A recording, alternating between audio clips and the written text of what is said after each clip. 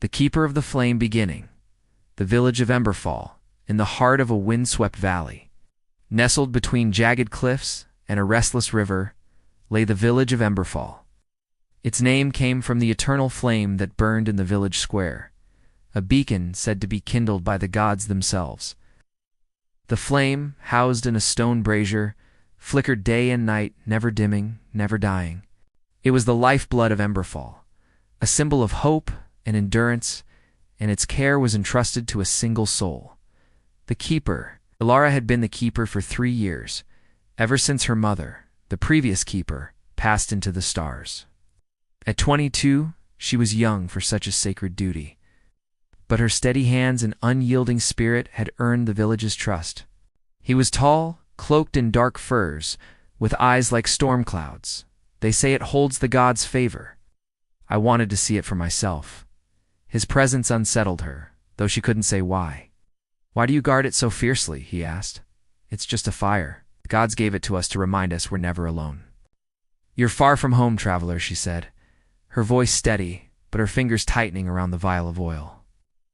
That night, as Elara lay in her small cottage, the wind howled louder than usual, carrying whispers of unease. She dreamed of a shadow creeping over the flame, its light guttering, her hands powerless to stop it. Every dawn, she tended the flame, whispering ancient prayers as she fed its sacred oils. The next day, the river's fish floated belly up, poisoned by an unseen hand. Whispers spread. The prophecy was unfolding. Elara's dreams grew darker, filled with visions of the flame dying, the village crumbling to ash. Her life was one of routine and reverence, but beneath her calm exterior, a quiet fear simmered. He lingered in Emberfall, asking questions about the flame, the village, and its history. "The shadow is here," Mara said, her voice trembling. "The prophecy speaks of a betrayer, one who walks among us.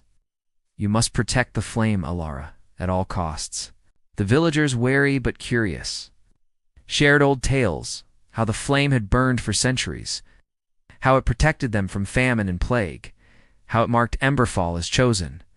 She was no warrior, only a keeper of rituals, yet she doubled her vigilance, sleeping in the square beside the brazier, her dagger at her side.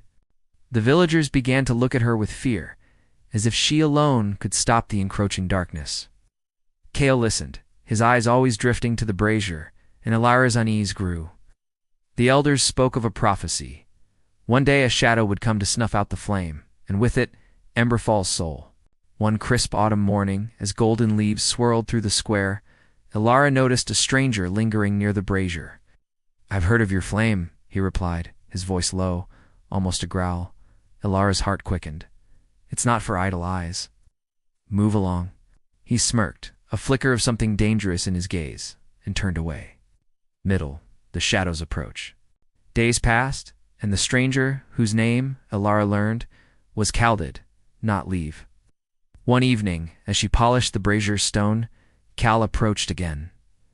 "It's our heart," Elara snapped. "Without it, we're nothing." Cal tilted his head, his expression unreadable. "And if the gods took it back?" Her blood ran cold. "They wouldn't. The flame is eternal." "Is it?" he said softly, then walked into the dusk.